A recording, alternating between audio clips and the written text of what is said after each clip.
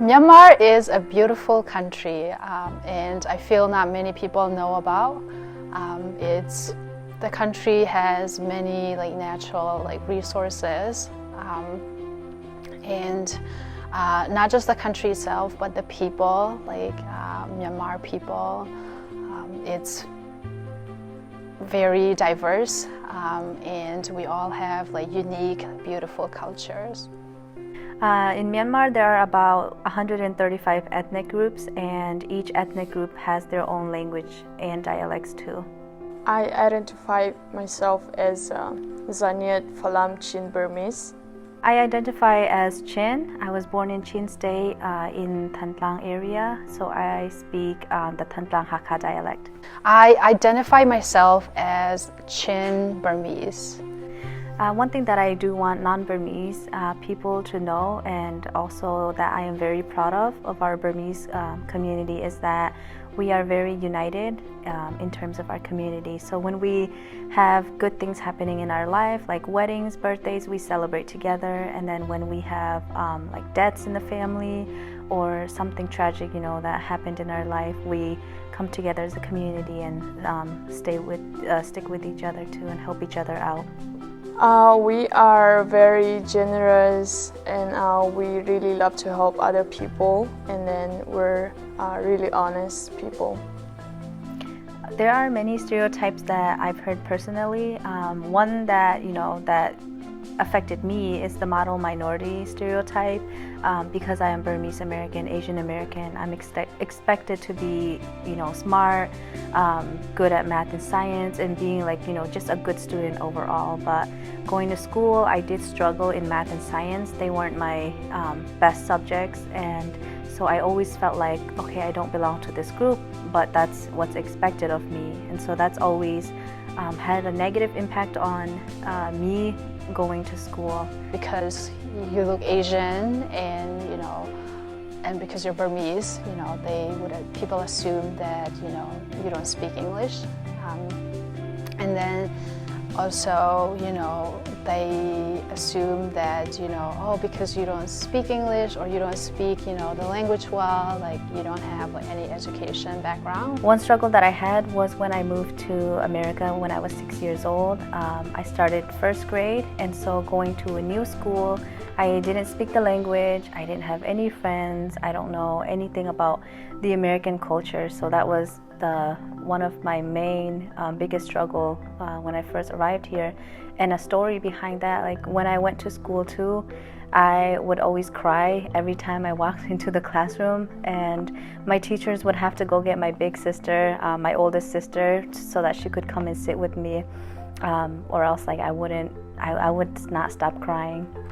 And then another struggle, I think it's an everyday struggle, just kind of my identity, not only as a Chin Burmese person, but also as an Asian American here in the US. I think my identity was and still is a big struggle that I hold today.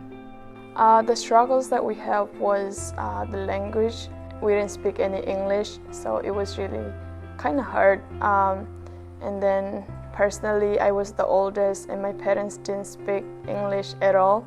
So as the oldest, they kind of expect me to know a little more English. So they rely me on everything, and then there was a little bit of struggle, but it got better. People from the country like Burma or Myanmar are called Burmese, but not every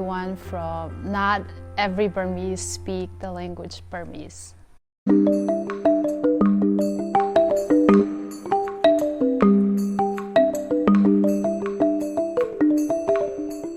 Hello everyone, my name is Bosco Aloming Lava. Today I'm going to talk about Burmese food.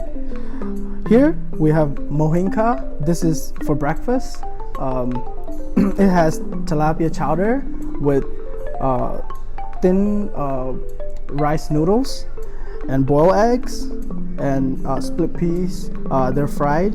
And we have banana stems and some cilantro on top. This is for breakfast. And this can be lunch or dinner. We have shrimp curry with homemade tomato sauce, white rice, and some cabbage salad. And here we have what we call tea leaf salad.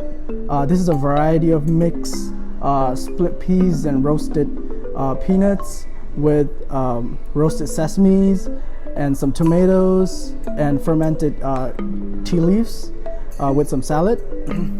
This is usually served as hospitality for a guest that comes into your house with hot tea. And here we have an appetizer. This is fried sweet corns with special chili sauce.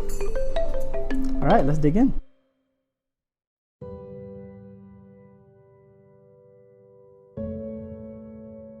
Hello everyone, my name is Bosco. Today I'm going to talk about what's going on in Myanmar.